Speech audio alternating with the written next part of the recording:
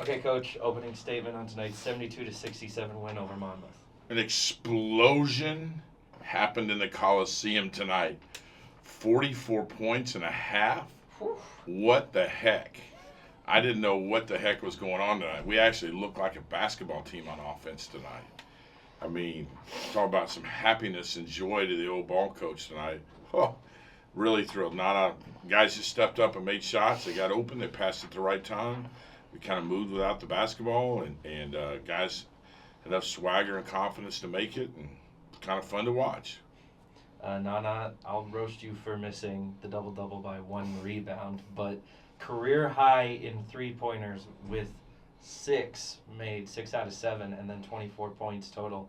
Just talk about tonight and everything that you were feeling. And as an additional bonus question, with the Axum Classic, you know, the hometown kid, I know that's a narrative that's already been played out, but how special is it that for the Axum Classic you were able to go off for a game? Well, first, just credit my teammates to give me the ball in the spots, and I just had, like Coach says, confidence swagger to knock it down. Just moving on to the next You really play. mean that? I do, and I was like, it wasn't really my shooting night yesterday, but just moving on to the next and just stepping up, taking the shot, believing in the shot, and then besides it being the Axum Class, it was just a big win for our team just because offensively we've been struggling. It was just good to see the ball going, not only for myself but for my other teammates, and we've been harping on finding the open teammate, catching it at the right time, passing at the right time. If there's 2 on you, get off of it. So it was just fun for everybody else to make plays and for us to hit shots as a team. Do you mind if I expand? I'll go ahead. One of Nana's season's goals was to be all tournament in the Axum Classic since it was his last year. Mm. So was that motivating you tonight? It was. And, I thought it was fun to get some stuff. All sarcasm. Coach. Nana never thinks about himself, and if you know Nana, you know that. Coach, for you, what was the shift at halftime?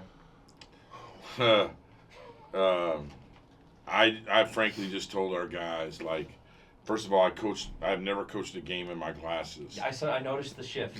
So that was the shift. I said, the heck with this. I'm going to put my glasses on so I can really see what's happening out there. The heck with it. Versus just guessing when the ball goes away from me. But, and so especially since my wife wasn't here tonight, the second half, and she was supporting our son who's playing in a dogfight apparently out at the high school. But and I just told the guys simply, guys, you're real players. You've been recruited here to be a player. Shoot the ball with confidence. Get a teammate open. Drive the pass and step up. And I wish it was as easy as it looked out there for some of them.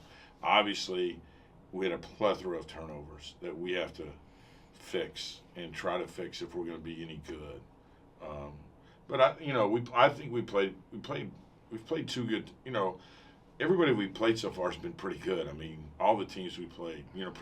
Presbyterian showed today how good they were. Mm-hmm. We all felt. I'm sure everybody around here thought the sky was falling. We lose to Presbyterian College, and they just went out and beat the best team in the Horizon League like a drum today. Mm-hmm. And I mean, they're good. And trust me, I didn't sleep at all last night, and I ain't been home yet since Wednesday. Wednesday or Thursday morning. I ain't been home since then. You just lived here. Huh? You just lived here. Yes. Yeah, I mean, I showered here after this morning, whatever. like, trust me, I thought the sky was falling too. Mm-hmm. And but I know the kind of teams we've been playing. The name doesn't matter. And these guys, like Matt Heyman's play where, we're up 3 or whatever, misses a shot, fights to get his own ball back, should have probably dribbled about, but this is instincts, not playing the right position with time and score to run more clock. But it's just the fight. I thought, we got off to such a great start. We could come in here and just kind of coasted from there, right? And I mean, we put ourselves in a terrible position to start the game.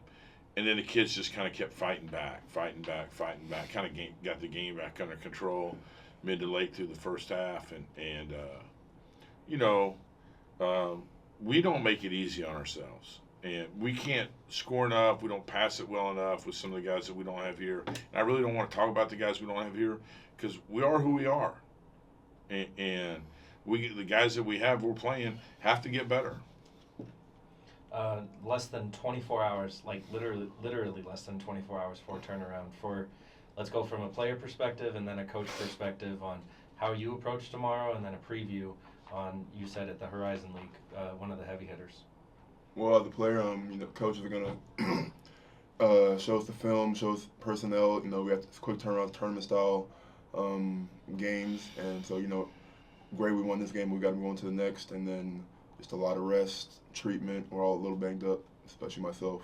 It's not about me, but I'm a little banged up. But just getting our bodies right, getting our minds right for the next opponent, and then it's just another, like Coach says, another opportunity to showcase who we are. So that's really the whole thing for me.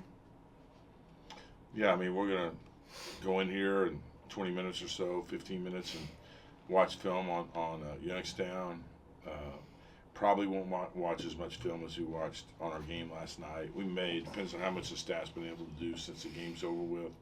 Showing some things, tonight probably a little bit more positive than, not that last night. All film is positive.